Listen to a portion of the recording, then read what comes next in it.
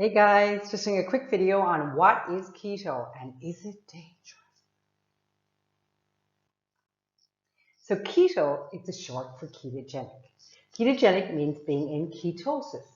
Ketosis is where your body is using its own fat stores. Fat stores are turned into ketones for the brain and glucose for the body.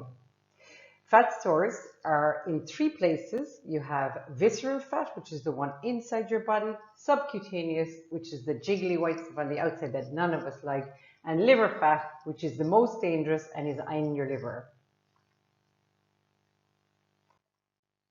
So why do keto? Number one reason most people will probably try it is to lose weight. Number two reason, and the most important that I think of, is to get rid of type 2 diabetes. Number three is to clean your arteries. If you go on a ketogenic diet, you will get rid of all that plaquing and rubbish that's in your arteries that comes from long-term exposure to carbohydrates and refined sugar. You don't even have to be eating sugar out of a packet. You don't even have to be drinking sodas. It's the refined carbs. It's the porridge in the morning. It's the scone for tea break. It's the meat, bread on your sandwiches.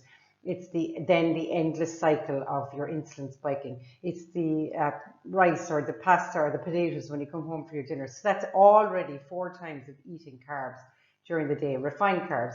And number 5, you're probably having a snack before bedtime. So that's 5 times every day that you're spiking your blood sugar and you're spiking your insulin. If you eat eggs for breakfast, you will not spike your insulin. My insulin does not go up when I eat eggs for breakfast. My blood sugar stays stable. That's what you want. We're so used to, carbs and sugar are more addictive than heroin. I love the spike in my blood sugar. Now I'm more sensitive to it. But when I was insulin resistant, I loved it because it was constant. And then I had to constantly feed myself and feed my desire. And I was constantly hungry and hangry and feeling like stressed. Now, none of that. Blood sugar is lovely and stable. And I am so happy. So to get rid of dangerous liver fat, so this is something we don't know that's going on in our bodies. They reckon that about 85% of people in the Western world have excessive liver fat. They are now seeing liver fat in children as young as 5, but they reckon that there are a lot of children younger than that have it, but they're just not being brought to the hospital because it's not presumed. So there's a lot of insulin resistance starting from a very, very young age. To get rid of dangerous visceral fat, that's the one on the inside. Sometimes you hear about very skinny people and they might have a heart attack or something. It turns out that you can be very skinny. You can be on the edge of type 2 diabetes or even type 1 diabetes, and you have this fat that's stuffed inside your body, and it has basically fat from the liver that has spilled over, and it's very, very dangerous for you. Nowadays you can get CT scans, a special type of scan to check how much visceral fat you have. If I had the money, I think they're about 600 or 700 euros. You can get them done in Ireland, amazingly, in some of the private clinics. They are not covered by health insurance, but I would be getting one done. If I had any doubt, I would be getting one done. And if you eat a lot of carbs, if you're eating porridge for breakfast or overnight oats or whatever the flip, you should get checked for these things if you have any concerns. These things are not necessarily genetic at all. They're actually just to do with chronic inflammation caused by chronic raising of your insulin on an ongoing basis, and that you are basically putting your body under this constant pressure. To manage your blood sugar, to get rid of metabolic illness, insulin resistance. Metabolic illness is considered to be the cause of almost all chronic illnesses in the world today. To heal, and here is a list of some of them, there are other ones, to heal chronic illness such as Crohn's, colitis, autoimmune disease, fibromyalgia, MS, dementia, Alzheimer's, epilepsy, and to prevent cancer. Epilepsy is in a special category, but that's how the ketogenic diet was invented, was for epileptic patients because they couldn't find a medicine that would work, and ketogenic diet is the only thing that works. They have to be on a very strict ketogenic diet. I cycle in and out of mine because I'm not in that position. Here are some of the foods. What to eat: low carb, non-refined foods. Now, cheese is a refined food, of course, and some of the lettuce, obviously things are processed, as in they're put in bags and stuff. But in general, cheese is very minimally refined, and it's basically a fermented food, so it's very, very good for you. Sheep and goat's cheese is the best, but I love cow's milk cheese. and we live in Ireland, so we have pretty good milk.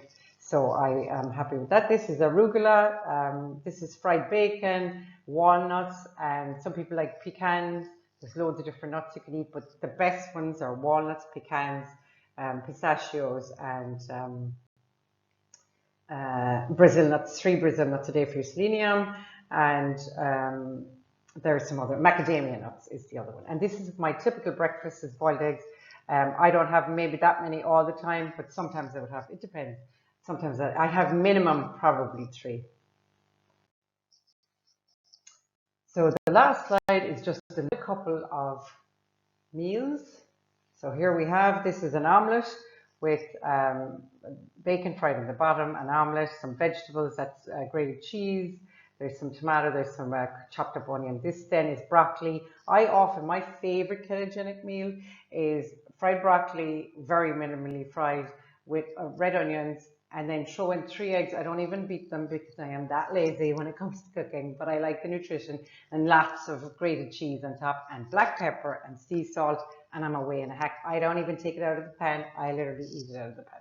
Here we have some chili, which is full of polyphenols. I put in a lot of vegetables, which I chop up small.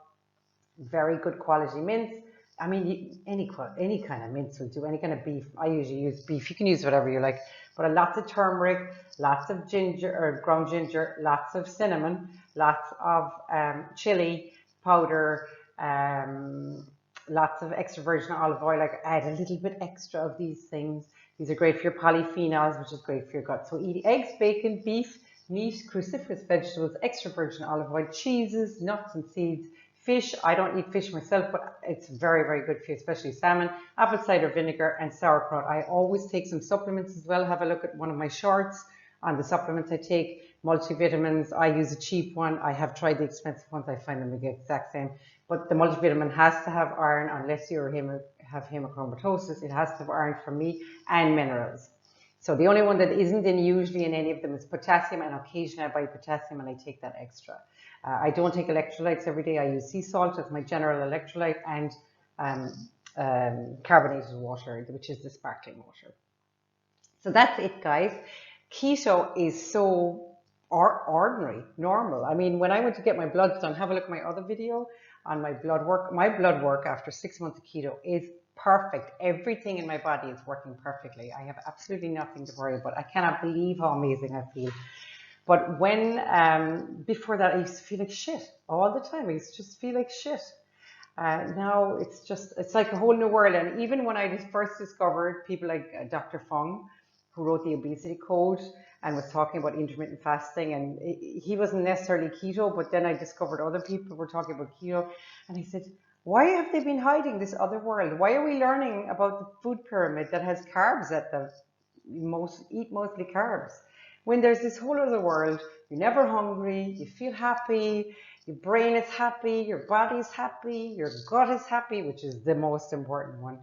And I would say feed your gut, mind your liver, which we don't know what's happening in there, but you can tell in your blood tests. And there's loads of other really great blood tests out there now that you can tell on, and you can also do these CT scans. So mind your body, mind your mind. See you soon.